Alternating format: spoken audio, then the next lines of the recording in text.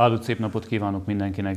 Ez itt a Grádicsok egy közélet és közbeszéd témájú podcast, ahol a podcastnek a lényege nem csupán a problémáknak a megállapítása, hanem olyan kitörési pontoknak a megtalálása is, amelyek egy szebb és egy teljesebb élet fele nyitanak kaput mindannyiunk számára. A Grádicsoknak ebben a részében, ezen a lépcsőfokán, akivel megállok, úgy hívják, hogy Szabó Attila, televíziós szerkesztő, filmrendező. Isten hozott! Üdvözlöm a nézőket, szervusz! Köszönöm, hogy elfogadtad ezt a meghívást. Szeretném, hogyha rögtön itt egy kicsit pontosítanánk a nevedet, jó? Mert Szabó Attila van számtalan, viszont Szabó Attila Doki egyetlen egy van, és hogyha megengeded, akkor ezt használnám a következőkbe. Ahogy neked kényelmesebb és könnyebb. Televíziós szerkesztő, filmrendező vagy. Azt veszem én észre, hogy akik ebben a témában a kamera mögött állnak és kamerával foglalkoznak, amikor ugye a virtuális világban rájuk keres az ember, akkor nem sok filmanyag vagy képanyag jelenik meg róluk. A munkájuk igen, de róluk kevésbé. Így például elkövettem azt a cselt, hogy rád kerestem a Google segítségével, hogy kicsoda Szabó Attila Doki. És 2 darab anyagot dobott ki így elsőre, többet, de az első 2, ami megjelent, az egyik egy beszélgetés, ami a Covid időben készült Szőcs Endre, a Székelyudvarhelyi Városi Könyvtárnak az igazgatója készített veled egy beszélgetést, ez az életút beszélgetés az egyik, ami megjelent, a másik pedig a filmes mellett a Magyar Popkulturális Értéktár kidobott egy anyagot, Kopó Blues Band, énekese Szabó Attila Doki. Tehát ez a 2 így rögtön ott van. Egy kicsit ezekről a háttértörténetekről, hogyha mondanál néhány szót. Mi is ez a Kopó Blues Band, meg egyáltalán hogy kapcsolódik ez hozzád? Hát a mesterséges intelligencia ezek szerint mindent tud az emberről, tehát végül is a fiatalkorom az a Kopó Blues Band, a filmes világ az meg a jelenem, meg nagyon remélem, hogy a jövőm is. Hát a Kopó Blues Band az tulajdonképpen egy gimis zenekar volt, ami egészen az érettségiig működött, aztán utána ugye az egyetemi évek alatt szétszaladtak a szálak, de viszont 4-5 nagyon szép évet tudhatunk magunk mögött, rengeteg városban koncerteztünk, Temesváron, Kolozsváron, Sepsiszentgyörgyön. Tehát 11-esként mondjuk egy TMDS vagy egy KMDS bulit szabadtéren lenyomni színpadon, azért az úgy akkor nagyon sokat jelentett számunkra. És én azt hiszem, hogy valahol ezt a zenész múltat, vagy ezt a zenész lelkületet, ezt a mai napig hordozom valahol magamban.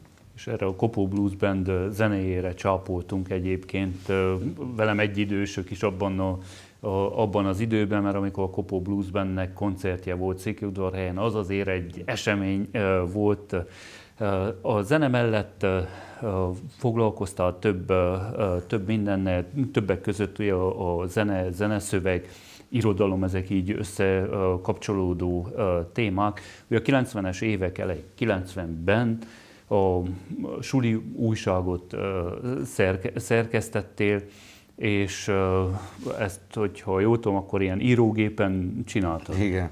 Nem tudom, honnan van ez az információ, de ez rád kerestem a Google-en. Igen, az igazság az, hogy ha jól emlékszem, Zsombori Csongor barátommal 6-osak voltunk, amikor megtörtént a rendszerváltás, és a 6-os iskolában jelenleg, azt hiszem Bethlen Gábor általános iskola, megcsináltuk az első diákújságot Rikkancs néven. Na, ezt most úgy kell elképzelni, hogy otthon én gépeltem egy nagyapámtól kapott Remington írógépen, és 2 oldalon közöltük a Bölcs Puska című western regényemet sorozatba, és a többi 2 oldal meg aktualitásokkal, viccekkel, keresztrejszényekkel, meg ilyenekkel volt megtöltve. Nem tudom, hány számot élt meg, szerintem 3-4 számot, de azt viszont tudom, hogy az első számból olyan bevételünk volt, hogy egy osztálykirándulásra el tudtunk menni akkor az osztályon. Azért is érdekes egyébként számomra ez a lapszerkesztés, az általános iskolás lapszerkesztés, mert ugyanabban az időben Udvarhelynek egy másik iskolájában Oros Orsiékkal hasonló dolgokat követtünk el mi is, csak mivel nekem parasztember volt nagyapám, ezért nem állt rendelkezésemre egy írógép, ezért képzeld el, én nyomtatott betűkkel írtam le az egész lapszámot, amit a suli újságként szerkesztettünk. Tehát ezek legendás idők voltak mindannyian. Ide beszúrnék egy gondolatot, mert az volt szerintem, hogy olyan emberekben, akik alkotó emberek, vagy akikben ott a közlési vágy, azokat a kommunista évek nagyon-nagyon, hogy mondjam, úgy folytogatták. Tehát én is írtam már olyan levelet, mit tudom én, negyedikes koromban a magyarországi ismerősöknek, amit édesapám még nem mertek természetesen postára adni, anyum azóta is őrizgeti. Tehát az elképzelhető, hogy akkor utána hónapokig szedtük volna a Kígyó Csabékát a Deltában, mondjuk, ha kiderül, hogy azt a levelet én fogalmaztam meg. És 90-ben, mikor úgymond robbant a szabadság, akkor ezek a vágyak felszínre kerültek, és akkor én úgy emlékszem a 90-es évekre, amellett, hogy egy őrült vadkapitalizmus volt, meg teljesen kiszámíthatatlan volt, ráadásul a példák, akik előttünk voltak, tehát a tanárok, az orvosok éheztek, a valutás csencselők meg Mercedes-szel jártak, tehát konfúz világ volt, de ugyanakkor számunkra ezek az évek hozták el a szabadságot. Tehát ekkor kezdtünk Dorszot hallgatni, majd Hobo Blues Band, azért lettünk Hobo Blues Band, és én szerintem ezért tört akkor annyi ehhez hasonló kezdeményezés a felszínre. Mi meg akkor kezdtünk a hátúgombolós korszakból pontosan kilépni, ugye, és egy aktív életet kezdeni. Székelyudvarhelyen nőttél fel. Itt élsz Székelyudvarhelyen. Székelyudvarhelyen alkotsz. Bölcsészkar kapcsolódik az életedhez, az irodalomhoz, de ezért egy Radnóti vers első gondolatát mondom, és arra kérlek, hogy folytasd. Hogy nem tudhatom, másnak-e tájék mit jelent, nekem Székelyudvarhely? Hát a szülőföld pedig nem a szülőföldem, ez az érdekes. Én amúgy Marosvásárhelyen születtem, édesanyám Marosvásárhely, édesapám Humorodalmási, tehát tulajdonképpen egyik lábam sem székelyudvarhelyi, de kisgyerekkorom óta itt élünk, tehát a kisgyereket azt értsd úgy, hogy 1 éves, 1,5 éves korom óta.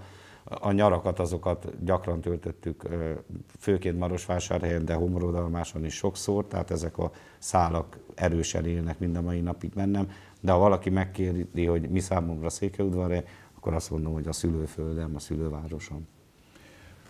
Egyébként nem a születéstől lesz, ugye, hogyha ezt nézzük, akkor nagyon kevés aktív és magát tudatosan Székelyudvarhelyinek valló mondhatja azt magáról, hogy itt is született.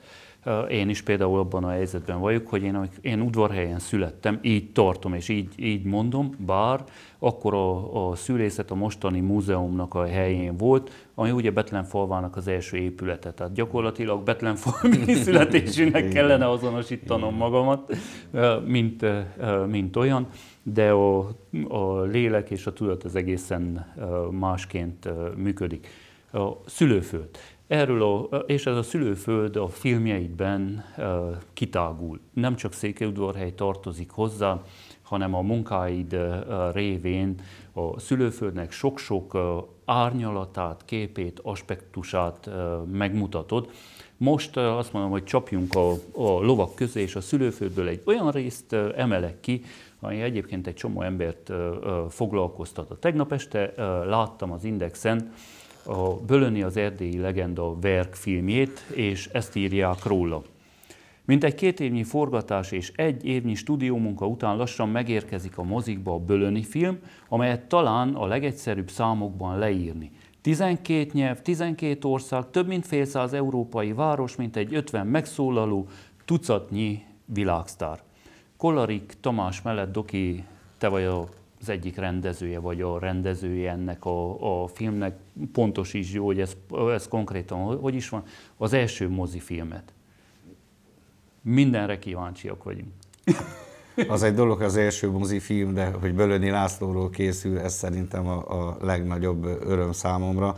Tehát ez tulajdonképpen Kollarik Tamás rendezőtársam, forgatókönyvírótársam, illetve ő a filmnek a kreatív producere és ötletgazdája. Tehát Ezt ő találta ki ezelőtt 3,5 évvel körülbelül, hogy minket így a filmszakmai dolgok is összekötöttek, nagyon sok filmfesztiválon találkoztunk az évek folyamán, ráadásul ő neki köze volt a magyar filmtámogatási rendszer kiépítéséhez, és ezen a rendszeren keresztül például én is támogatásokat igényeltem, az NMHH Média Mecenatúra programról van szó, de nem csak én, hanem hozzám hasonlóan a többi külhoni filmes is nagyjából ezen a programon keresztül tudta a filmjeit megvalósítani, és akkor így kialakult köztünk egy barátság, és 10 év barátság után dobta fel ezt a témát.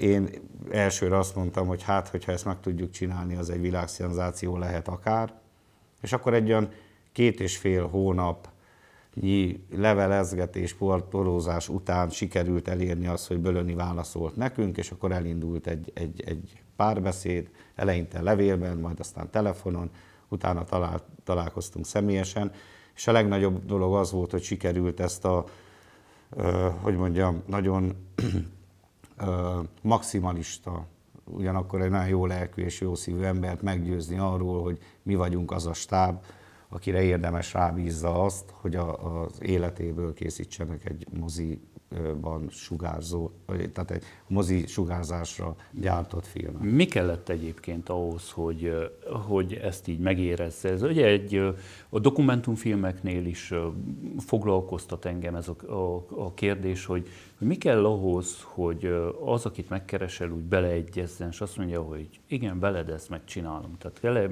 működjön a kémia, vagy számokkal kell meggyőzni?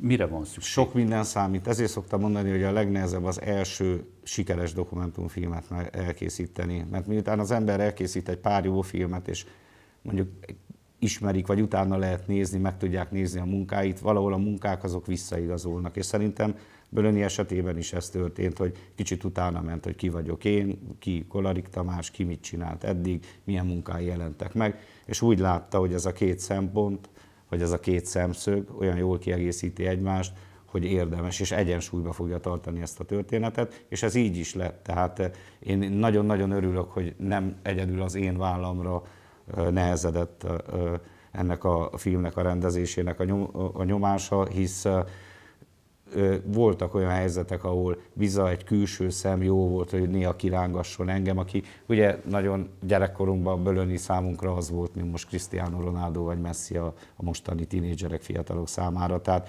eleve az, hogy megismerhettük, és hogy közel engedett magához, aztán egy idő után már meg is szokott bennünket, azért el lehet képzelni, hogyha most 2,5 évig nem mondom, hogy napi rendszerességgel, de gyakran heti, gyakran pedig havi rendszerességgel ott loholtunk a nyomában. Úgyhogy lehet most már örül is, hogy egy fél éve nem lát annyira gyakran. Kellett ez egy nagy szervezési folyamat, munka is. Tehát itt azért két nevet hallottunk, de ez biztos egy nagy stábbal működik a történet. Tehát itt azért 12 országot csak végig járni, felkeresni a helyeket. Melyik volt a legmeghatározóbb számodra, vagy a legnagyobb élmény? Tehát röviden azért a stábtagokat elmondanám, tehát Kolarik Tamás és jó magam vagyunk a rendezői, forgatókönyvírói a filmnek, a producer Novák Tamás, ő egy budapesti filmes szakember, operatőr Simó Csaba, akit én emeltem be ebbe a produkcióba, ő Székelyudvarhely, Márépfalva, szerintem a nézők sok munkát ismerik, jó pár filmet készítettünk együtt is, és egy Antal Szabolcs nevezetű operatőrvágónk van Budapestről, Koch Simon a hangmérnök, ami nagyon fontos, hogy sikerült egy olyan zeneszerzőt beállítani, úgymond a munka mögé, Pacsai Attillát, aki már olyan játékfilmeket is zenélt, amelyek Oscarra voltak jelölve, úgyhogy egész jó a stáb, és a lényeg az, hogy az NFI-nek a támogatásából indult el az egész forgatás, mintegy 90 millió forintnyi támogatást kaptunk. Ez a forgatási költségekre nagyjából volt elég, azóta pedig partnereket, magánszférából is próbálunk bevonni partnereket, hisz az archívjogok, stb. Az még rengeteg pénzt fel fog emészteni, de kezdtünk most már úgy állni, hogy látjuk a végét. Látjátok a végét, mikorra várható, hogy ez a mozikban megjelenik és megnézhető lesz a székelyudvarhelyi közönség számára is? Tehát amit biztosra tudok ígérni, hogy legkésőbb 2025 tavaszán. Tehát elképzelhető a február végi időpont is, de hogy 2025 tavaszán biztos. Ez azon múlik, hogy mikorra gyűl össze az összes olyan forrás, amiből minden felvétel, tehát el kell képzelni, hogy hát szerintem egy 30-40 percnyi archívanyag is van a filmben, amit TVR archívum, FIFA, UEFA, portugál tévés, tehát a FIFA-nál $10,000 per percről beszélgetnek. Tehát nem kicsi pénzekről van szó. Úgyhogy emiatt húzódott egy picit tovább, úgymond a filmnek az utómunkálata, mint ahogy szerettük volna, de most a film maga dramaturgiailag össze van állva, alá van zenélve, tehát most már a masteringok, jogdíjak tisztázása és a fényelés van hátra, meg a feliratozás. Igen, tehát akkor most már az utolsó 100 méteren vagytok a filmen, izgatottan várják nem csak Székelyudvarhelyen, hanem biztos Marosvásárhelyen is az erdélyi magyar közönség, függetlenül attól, hogy fotballrajongó vagy nem fotballrajongó, biztos, hogy nagy izgalommal várja ennek a filmnek a megjelenését. Lépnék azért egy kicsit tovább bölöni, jó? Tehát azt azért mondjuk el, hogy a film az mozikban lesz, tehát a multiplex lesz 2-3 ilyen díszbemutató, Budapest, Bukarest, Marosvásárhely helyszínnel valószínűleg, és utána útjára indul előbb a nagy mozikban, majd ha minden igaz, a vándormozi a kisebb településekbe is el fogja vinni. Szuper, így mindenki hozzáfér majd a filmnek a megtekintéséhez, megkapja a lehetőségét. Te valamikor az Interfilmnél kezdted a pályafutásodat, aztán ezeknek a nagy tévéstúdióknak dolgoztál, hogyha jól tudom, hogy Fókusz, RTL, Klub hasonlók, vagy tévéadóknak, így hívják ezeket pontosabban, ugye? Egy kicsit, hogyha össze akarom foglalni azt, hogy tévésként kicsoda is Szabó Attila doki, akkor úgy az látszik a munkádból, hogy nagyon gyakran vagy rendező, producer, operatőr és vágó is egy személyben, és hogy néha a filmjeid is így készülnek, hogy ezeket mind te végzed. Ugyanakkor rengeteg filmfesztiválon szerepeltél sikeresen, tehát számtalan díjnyertes filmed van, és pár éve a Lakiteleki Filmszemre zsűriébe is beválogattak. Van tehát egy belső, ugyanakkor egy külső rálátásod is arra, hogy milyen filmek, főként milyen dokumentumfilmek, azt hiszem erre kellene figyelni, készülnek ma Erdélyben és a Kárpát-medencében. Egy személyben vagy rendező, producer, operatőr, vágó, ez mind-mind más-más kompetenciát igényel. Melyik a kedvenced, vagy melyik az, amit inkább szeretsz ezek közül? Én azt szeretem a legkevésbé, mikor egyszerre vagyok mindez. Ezt őszintén mondom, csak a kényszer néha ráviszi az ember. Tehát azért az ritka, hogy egy filmen belül, nem igaz, hogy nincs ilyen filmen, például a Fába vésett történelem, de azt direkt így csináltam, vagy a Szőnyeg alá söpört negyed című film, amikor be kell kerülj egy nyomornegyedbe, ott hiába mész egy nagy stábbal, mert nem fognak neked az emberek megnyílni. Ott örültem, hogy engem elfogadtak, és el tudtak engem olykor felejteni, és így meg tudtuk ezeket a jeleneteket forgatni. Tehát a film azért egy csapatmunka, akkor tud Isten igazából jól működni, hogyha azért minél több szempont, minél több szakember vesz benne részt. Az, hogy a dokumentumfilmgyártás évről évre fejlődik, ezt lakiteleken látom a leginkább. Tehát a lakitelek azért jó, mert egy nagyon nagy szórásban kapjuk a filmeket, diákfilmektől, amatőrfilmesekig, egészen a nagy stúdiók filmeikig, és animációtól, dokumentumfilmeken át, kísérleti filmek, kisjátékfilmek, sok minden jön oda. Sokszor ezért van nagyon nehéz dolga a zsűrinek, mert most képzeld el mondjuk egy nagyon jó animációs filmet, egy cigánymeséket összehasonlítani egy nagyon jó dokumentumfilmmel, ami mondjuk egy ausztrál vagány fazonról szól, vagy éppen egy kísérleti játékfilmmel. De az Almáta körtével és a Szilvával valahogy össze kell hasonlítani. Pontosan ez a helyzet. De amit viszont látni lehet, hogy évről évre színvonalasabb filmek készülnek. Ennek két oka van. Az egyik, hogy a technika az most már érhetővé vált mindenki számára. Mindig ezt mondjuk a diákoknak, hogy ott a mobiltelefon a kezetekben, minden van. Az tulajdonképpen videókamera, vágóeszköz, renderelni tudsz vele, tehát mindent meg tudsz csinálni, mint egy kis stúdió ott a kezedben, és dokumentumfilmmel is, illetve mobiltelefonnal is készülnek már olyan dokumentumfilmek, amelyek megállják a helyüket. Ugyanakkor, amit ki szeretnék emelni, hogy ezeknek a filmeknek most is jelentős értékük van, hisz most is vagy nevelnek, vagy meg akarnak dolgokat változtatni, vagy egyszerűen csak dokumentálnak, de az, hogy milyen értékük lesz, az majd a jövőben fog eldőlni. Tehát el kell képzelni, hogy milyen lesz ezekre a felvételekre visszatekinteni mondjuk 50-60 év múlva. Ha csak arra gondolunk, hogy mondjuk számomra legalábbis, mikor a Facebook felfeldob egy ilyen 90-es évek elején rögzített, teljesen mindegy milyen Atibeta vagy Digitál 3-as, bármilyen műsort, ha az ember látja, hogy milyen volt akkor a világ, milyenek voltak a tinik, milyenek voltak az épületek, hogy nézett ki a mozi épülete, tehát minden filmnek, filmkockának úgymond történelmi szempontból is érték. A dokumentumfilm egyébként nagyon sokáig arról szólt, ugye, hogy fehér-fekete, lassú, vontatott, keveset beszélnek róla. A magyar játékfilmek is egyébként nagyon sokáig ilyenek voltak. Ha ránéztem így a képernyőn egy filmre, és mondjuk fél percig csend volt benne, csak közeledett valahonnan a távolból egy ember, akkor azt gyanítottam, hogy ez egy magyar játékfilm. Tudnék erre néhány példát mondani. Ma azért sok minden megváltozott a dokumentumfilm készítésben is. Zsűrizőként is, tehát aki 100 számra nézel ilyen filmeket. Tehát évente legalább 150 ilyen filmet megnézel. Mi a tapasztalatod, hogy merre indult el változás, tehát milyen irányú változás, illetve hogy inkább miről készítnek ma dokumentumfilmet? Mi az a téma, ami megragadja a készítőket? Hát én onnan indulnék, hogy eleve a filmgyártás az a legfiatalabb művészeti ág. A dokumentumfilmgyártás most nem igaz, hogy fiatalabb, mert készültek dokumentumfilmkockák a második világháború előtt is, már az első világháborúról is rengeteg ilyen dokumentumértékű felvétel van, de mint műfaj, hogy azt összerakni nem csak egy híradós anyagban, nem egy hosszabb történetben, az később jelent meg.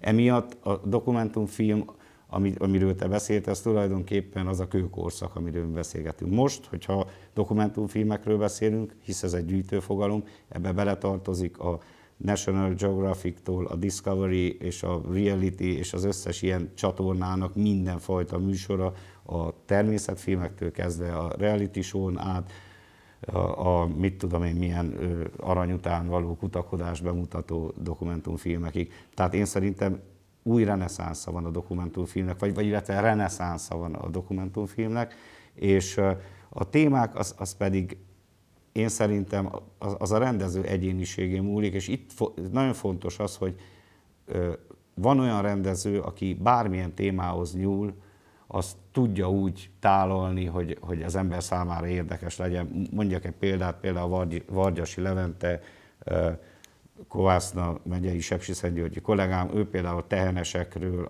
hogy a teljes gazdák hogy élnek, készített egy dokumentumfilmet, vagy a messzesekről, hogy égetik a meszek.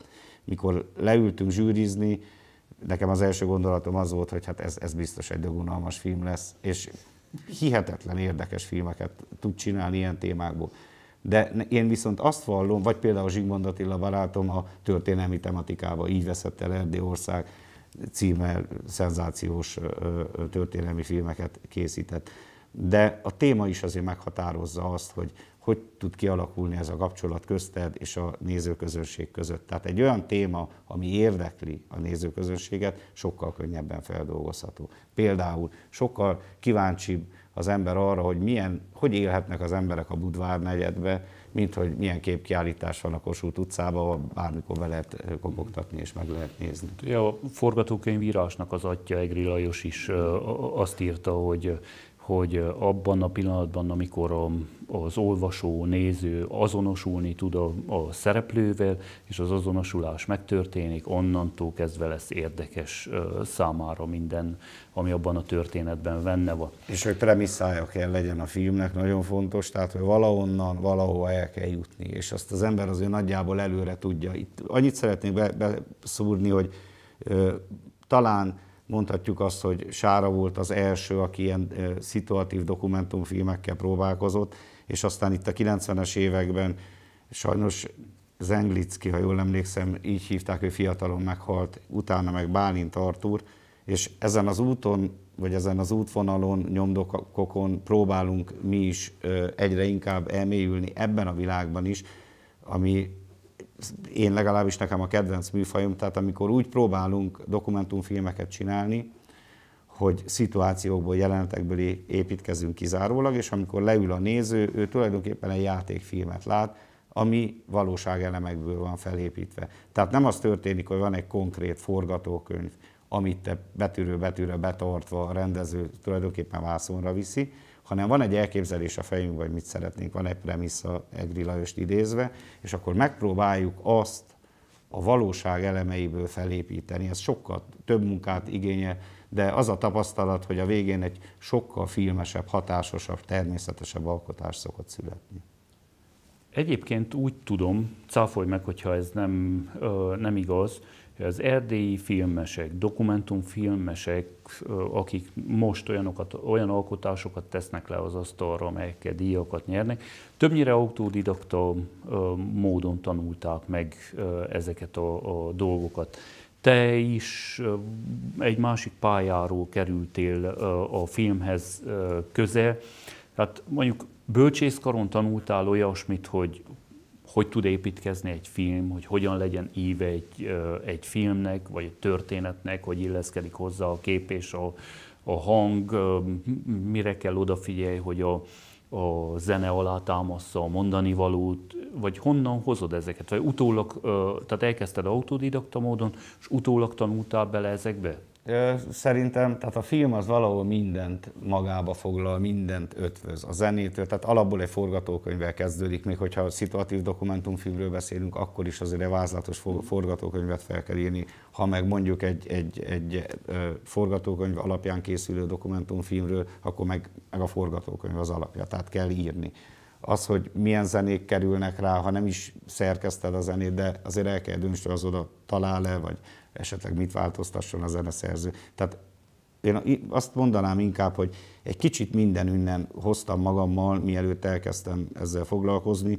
Én jártam kommunikációszak és magyar kommunikációszakon. Kommunikációszakon azért tanultunk már olyan dolgokat, melyek idevágtak, és 98-ban előtte elvégeztem az Ady Endre sajtókollégiumot, tehát az újságírás mint szakmát megtanultam, és nekem tulajdonképpen a televíziózással vagy a képpel a kapcsolatom az Interfilmnél kezdődött Fazakas Szabolcs kollégámnál, aki ugye most a székelyföldi legendárium ötletgazdája és egy szenzációs vállalkozást és egy hihetetlen rajzfilmstúdiót tudott felépíteni. Erről mindenki megfeledkezik, hogy ott van az a mini erdélypark, de ott a tövében 20 srác és lány folyamatosan készíti a színvonalas rajzfilmeket, és azt meg finanszírozni, az nem lehet egy egyszerű dolog. Én ezt szeretem például benne, hogy ő nem azon van, hogy most lekaszálja a nagy pénzt és valahol nyaralgasson, hanem hogy visszaforgassa ezeket a dolgokat. Én szerintem az egész mini erdélyparkot azért találta ki, hogy tudja finanszírozni a rajzfilmgyártást. Bocsi, hogy így kitértem. Egy perc a animáció. Egyébként ilyen 5-10 ezer eurónál kezdődik a költsége, hogyha ezeket így jól tudom, persze. De ez más szint, hogy milyen ez más szint. Igen. Tehát itt az van, amikor rajzfilmet csinálsz, ezek a számokat 10-20-szal is lehet akár szorozni. Na és ott lesettem bele, az ő jó voltából, pont szerkesztőt keresett, ugye nekem végig is újságíró vagyok, akkor értem haza Magyarországról, és ott cseppentem bele úgymond egyből a mélyvízbe. Tehát úgy kezdtük, hogy tényleg az RTL Klub Fókusztól a TV2-n át, stb. És aztán, mikor az Interfilm szétesett, akkor alapítottam meg a saját irodámat, az Aves Mediát 2005-ben, tehát mindjárt 20 éve, és azóta nyomjuk úgymond a tévék fele, és mondtad, hogy nagyon sok tévének dolgoztunk, ennek egyetlen egy oka volt, tehát mi a Magyar Televíziónak voltunk a tudósítói, csak a Gyurcsány Ferenc uralkodásának utolsó 2 évében kiúzták alólunk a teljes költségvetést, és ott maradtunk, akkor még 8-9 alkalmazottal ott maradtunk, hogy egyszerűen nem volt ahol gyártani. És akkor így kezdődött az, hogy megkerestük a TV2-t, RTL Klub, stb. Akkor jöttek ezek a cigányos sztorik, ami volt a szétrablási, Blahalúza téri késelős kisrác, úgyhogy Most egy kicsit lehet elkalandoztam. De visszakanyarítlak, jó? Igen, Mert légy még szíves. azért a Lucky Teleki zsűrihez szeretnék visszatérni. Tehát azért az, hogy egy ilyen zsűrinek tagja lehetsz, amelyet egyébként a kétszeres Kossuth-díjas Sára Sándornak a neve fémjelez, ugye, magát a filmszemlét. Mi kell ehhez? Tehát mit kellett letenni az asztalra ahhoz, hogy azt mondják, hogy Doki, meghívunk ebbe a zsűribe? Hát most muszáj lesz szerénytelen legyek, tehát induljunk el onnan, hogy tényleg nagyon nagy megtiszteltetés, hogy most már azt hiszem 5. éve vagy 6. éve tagja vagyok ennek a zsűrinek, hisz ez egy 40 tagú zsűri, ami valahol a Kárpát-medence teljes területéről gyűjt magába írót, költőt, bölcsészt, lapigazgatót, politikust, hisz Lezsák Sándor a parlament alelnöke ugyancsak zsűritag, és természetesen szakembereket is. És én úgy kerültem be, hogy amúgy én a Lucky Teleken váltam, mondhatom azt magamról, úgy lassan filmessé, mert Lucky Telek amellett egy filmfesztivál, valahol egy filmes műhely is, hisz nem csak megnézzük a döntőbe jutott alkotásokat, hanem közösen az alkotókkal ki is elemezzük esténként. Ráadásul utána, vacsora után meg el lehet menni, meg egy pohár bort meg lehet inni bármelyik zsűritaggal. Tehát itt nem csak filmeket osztályozunk tulajdonképpen, hanem valamilyen szinten fejlesztjük is a nevező rendezőket, forgatókönyvírókat. Tehát ott alakul ki az, hogy merre van az orra a film, igen. A magyar dokumentumfilm. Nem, ez túlzás lenne, ez szerintelenség lenne, de azt hiszem, hogy nagyon sok filmes életében meghatározó a Lucky Telek. A Lucky Telek amúgy a magyar rendszerváltozás szempontjából is egy meghatározó hely, hisz innen a Népfőiskolá jelenlegi területéről indult el annak idején Lezsákék által, ugye. Na és én úgy kerültem a zsűribe, hogy nyertem 2013-ban az Úton útfélennel egy fődíjat, majd 2015-ben egy fődíjat az Egy Isten két nemzettel, és 2016-ban egy újabb fődíjat a Méregzöld mesékkel, és akkor úgy döntött a zsűri, hogy most már annyit díjaztak, inkább hogy... be a zsűribe, úgyhogy így. Igen, számomra is meghatározó egyébként én megharcoltam azért, hogy ennek a zsűrinek a tagja legyek, és még van 2 ilyen példa, tehát ezt csak azért mondom a fiatal filmeseknek, hogy érdemes nevezgetni. Zsigmond Attila barátom, ő 2 évvel, vagy 3 évvel azelőtt, vagy 4 évvel azelőtt járt így, és azelőtt pedig Bartók Csaba, a Felvidéki Televíziósok Szövetségének az alelnöke, felvidéki szerkesztő, rendező. Tehát be lehet mindenhova kerülni, csak hosszú évek, kitartó munkája. És ez viszont a jelzés arra, hogy telik az idő. Meg kell dolgozni érte. Igen. Igen, és hogyha az idő telésébe így belekapaszkodunk, és ezen a vonalon megyünk tovább, akkor egy kicsit a szereplőidet kellene megnézzük, illetve azt, hogy hogyan választod ki, hogyan szólaltatod meg. Tehát az utóbbi 20 évben elég rendszeresen, vagy elég, mondhatom, ne legyek nagyképű, elég gyakran kellett kamera elé állnom nekem is, és volt szerencsém, vagy áldásom abból is, hogy dokumentumfilmesekkel dolgozhattam együtt. Tehát, most díjaztuk az egyik rólad szóló filmet, mondjuk el a nézőknek, Lucky Teleken, Pál Melindának a filmjét, ami amúgy egy csodaszép film. Igen, az Isten szeme előtti történet, az számomra is egy lelki utazás és egy szembesülés volt, és az idő múlásának, ugyanúgy, ahogy te mondtad, a szemrevételezései is. Tehát tudom, hogy kell, azért is kérdeztem rá erre, hogy korábban, hogy kell-e működjön a kémia, vagy hogy Bölöni hogy választott ki titeket, vagy hogy ment bele abba, hogy együtt működjetek. Na de hogyan szólaltatod meg a szereplőidet? Miként tudsz eljutni addig, hogy egy kényesebb témáról beszéljenek, elmondják a véleményüket? Azért tudom, egy zárt székely társadalom, amúgy sem nagy dumájú, főleg kamera előtt a székely, aztán abszolút nem nagy dumájú, de hogyha a cigányfilmeidet nézzük, akkor az is, hogy oda a szőnyeg alá söpört negyedbe mész. Most elmondják a véleményt. Tehát hogy jutsz el eddig?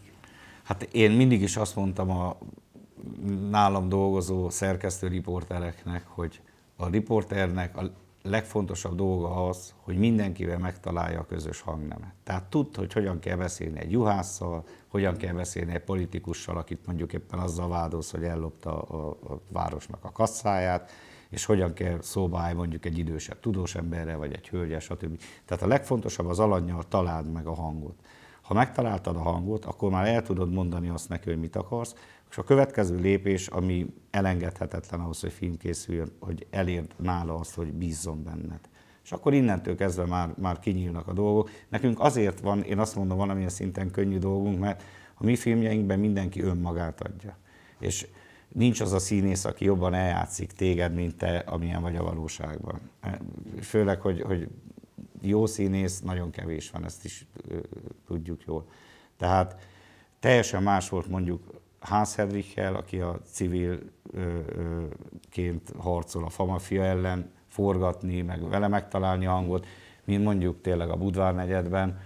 De őszintén elmondom, hogy mindegyik filmemre és minden szereplőimre ilyen szeretettel gondolok mind a mai napig. Például az bármennyire is hihetetlen, az a pár hónap, amit lent töltöttem a Nyomor negyedben, ezt most nem úgy kell elképzelni, hogy reggelt, éjjel, nappal állandóan ott voltam, de rendszeresen lejártam, és beleláttam tényleg, hogy hogyan is élnek ott az emberek, és a film pont ezért nem is arról szól, hogy a szörnyűségeket mutassa meg, hanem sokkal inkább arról, hogy lássák a többiek, már mi, udvarhelyiek, hogy ott is emberek laknak, vágyakkal, álmokkal, tervekkel, és amit már többször megéltem, és ami mindig visszaigazolódik, hogy minél szegényebb, szerencsétlenebb egy közösség, annál közvetlenebbek, annál jobb indulatúak valahol a lelkük mélyén. Jó, hogy ez elsőre nem így tűnik, de valójában ez így van. De teljesen más hangot kellett mondjuk megütni, amikor a Vargyasi sütődinasztiáról forgattunk, az is egy nagyon kedves emléke mind a mai napig. Nagyon-nagyon szeretem azt a filmet, hisz az tényleg egy olyan családot mutat be, akit minden székelyföldi család számára példaként oda lehet tenni. A cigányokról készült filmek kapcsán kettőt egy kicsit összehasonlítottam. Tehát van ez az Úton útfélen, amit ugye a közmédia nem vállalt be. Igen, YouTube is leszette most igen, már. És van a Szőnyeg alá söpört negyed, amit viszont bevállalt. Mitől szalonképes az egyik, és miért nem szalonképes a másik? Azt azért mondjuk el, 2013-ban az első Laki Teleki fődíjamat hozta az Úton útfélen című film, ekkor még Sára Sándor volt az elnöke a zsűrinek. Tehát az a film leplezetlenül mutatja be a valóságot. Tehát akkor vívódtam hosszú hónapokon keresztül, hogy mennyit kell plastikázni a történeten ahhoz, hogy a Duna TV képernyője is elbírja. Akkor még nem volt YouTube, vagy nem gondolkodtunk ilyenekben. És úgy döntöttem, hogy nekünk végül is az a feladatunk, hogy a valóságot mutassuk be, ne plastikázzunk a valóságon. Na emiatt például az történt azzal a film, az egyetlen olyan dokumentumfilmem, ami a csatornámon az 1 millió nézettség fölé ment, de mivel olyan kommentek kezdtek alatta megjelenni, hogy Isten őriz, így a YouTube is letiltotta, vagy mert lehet, hogy kellett volna már fizessenek, tehát nem tudom, valamelyik azután lett érdekes, az mindenképp. A másik film pedig az is lehet, hogy valahol volt egy lelkiismeret furdalásom az Úton útfélen miatt, és akkor be akartam mutatni egy kicsit őket emberként is. És abban a filmben tényleg nincsenek olyan jelenetek, ami miatt bármilyen nyomdafestéket nem tűrhetne el, és az gond nélkül le is adták a televíziók. De ez az Úton útfélen az első és az egyetlen olyan filmem, amit televízióban nem sugárzott. Tehát már nem a problémát nagyítottad fel, mint az elsőbe, hanem inkább az embert helyezted középpontba. Én nem nagyítottam fel az elsőben a problémát, hanem bemutattam a problémát inkább. De meg lehet nézni most is egy csomó mindent, azt mondjuk, hogy bemutatunk mindent a irodóban, mennyi mindenki van satírozva, és ki van. Most már egyre jobban szűkülnek tulajdonképpen az újságíróknak a lehetőségei, mert minden egyes ilyen jelenettel egy pert húzhat az ember a nyakában. Vannak itt filmjeid, Szent Anna Tóró, Méregzöld mesék, Famafia. Te nem félsz egyébként utána, amikor ezeket a filmeket leforgatod, vagy kaptál-e fenyegetést? Hát a Méregződ mesék az necces volt, az biztos, mert azt úgy tudom, hogy még a 2010-es évek elején forgattuk, ráadásul akkor, amikor még az egyik, hogy mondjam, ilyen mafiózóként szereplő ember volt a megyei rendőrfőkapitány. Az igazság az, hogy akkor annak a filmnek a forgatása alatt voltak necces helyzetek, hogy láttuk, hogy megfigyelnek, vagy hülyén visszhangzott a telefon, meg azért rengeteg olyan jelenet van a filmben, amikor megvernek valakit, vagy ehhez hasonló, de az igazi balhét tulajdonképpen a civil aktivisták viszik el. Tehát mi ott vagyunk a kamera mögött, itt akinek Isten igazából rettegni valója van, az Hans Hedrich például, vagy a Méregződ mesék 2, tehát az így veszett el, vagy illetve erdők nélkül nincs erdély, tehát ezt tulajdonképpen folytattuk a történetet, az meg Mircea Barbu, akkor ez a Bosutár, ugyancsak ilyen romániai civil aktivistáknak a harcát mutatja be, tehát én azt mondom, hogy inkább nekik van félnivalójuk. Én olvastam például ezt a Hans Hedrichnek az írását, tehát követtem a különböző nyomozásait. Engem nagyon felkavart, tehát olyan az igazságérzet erősen elkezdett bennem elindulni és ágaskodni. Itt vannak ezek a szociális problémákat megszólító filmjei, itt vannak a természeti problémákat bemutató filmjeit, és bennem így ott van az a kérdés, hogy lehet ezeknek a lelki oldalát hordozni. Mert azért van ennek egy lelki lenyomata. Tehát az nem múlik el nyomtalanul, hogy a nyomor szélén élő emberekkel, vagy a nyomorban élő emberekkel töltesz időt, vagy azt olyan látod, hogy lakják le a bolygót, amelyik még vagy a környezetet, amely a gyermekednek és az unokáidnak is otthon kellene biztosítson, hogy váltják pénzre, és hogy gazdagodnak meg egyesek belőle. Tehát ezek nem múlnak el. Hogy hordozod ezeknek a lelki terhét? Hát szerintem az sokkal nagyobb teher lenne, hogyha az ember ugyanúgy, hogy te mondod, hogy elolvas egy ilyen Hans jelentést, és felmérgelődik, vagy látja, mi történik az erdőben, és nem csinál semmit. Az szerintem sokkal nagyobb lelki teher. Pont az, hogy én szerintem minden egyes ilyen filmmel egy ilyen terhet lerakok magamról. Mert úgy érzem, valamit tettem azért, egyre kevésbé hiszem azt, hogy óriási dolgokat meg tudunk változtatni. Szerintem ez azzal is van, hogy az ember így, hogy a korral megy előre, egyre kevésbé hisz a csodákban. De ugyanakkor azért értünk el dolgokat. Tehát a Méregződ mesék első része után azért azt lehet mondani, hogy az elmúlt években azért történt némi változás a fakitermelés terén, tehát azért most már nem lehet csak úgy szállítgatni a fákat, meg vagdicsolni, természetesen most is van gond elég. És most a nagy probléma az, hogy a természetvédelem az most háttérbe szorult. Most egyszer volt a Covid, most meg van a háború. Tehát arról senki nem beszél, milyen természetvédelmi károkat okoznak azok a rakéták például. Vagy a fejünk fölött gyorsan és egyre gyakrabban száldosó repülőgépek. Vagy az orosz kőolaj helyett a nagy tankereken hozott és óriási szennyezéssel áthozott kőolaj, és a szociális problémákkal ugyanez van.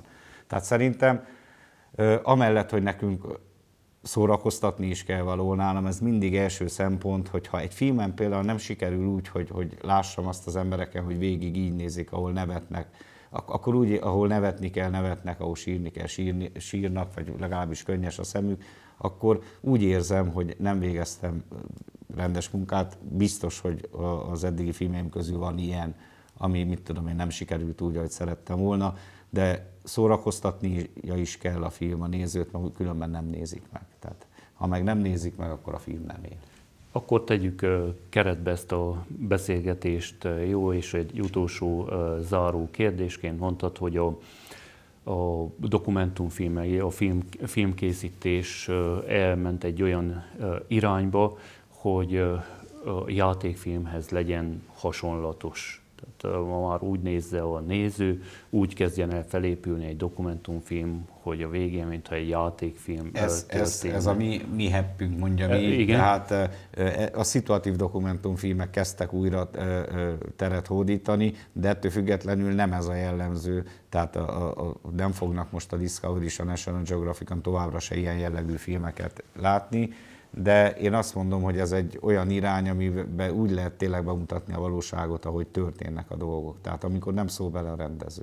De ez a te vagy a ti heppetek, ez így rendben van. Meg tudod a filmjeidbe valósítani, és a Bölöni film is egy ilyen lesz?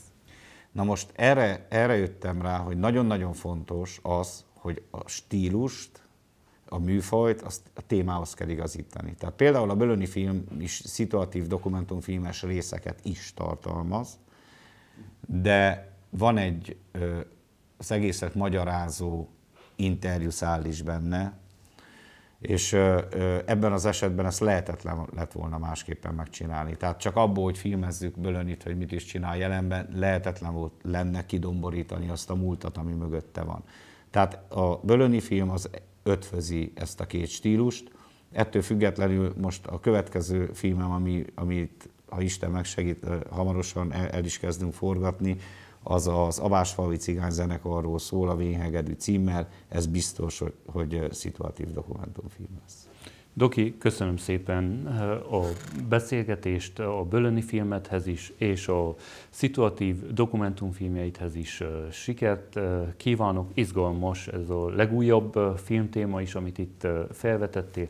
A Grádicsok nézőinek meg köszönöm, hogy velünk tartottak. Szabó Attila Dokival beszélgettem a filmkészítésről, a dokumentumfilmeknek a világáról, és ezek által nem csak Bölönihez, hanem a környezetünkhöz és saját magunkhoz is egy kicsit közelebb jutottunk. Áldott szép napot mindenkinek!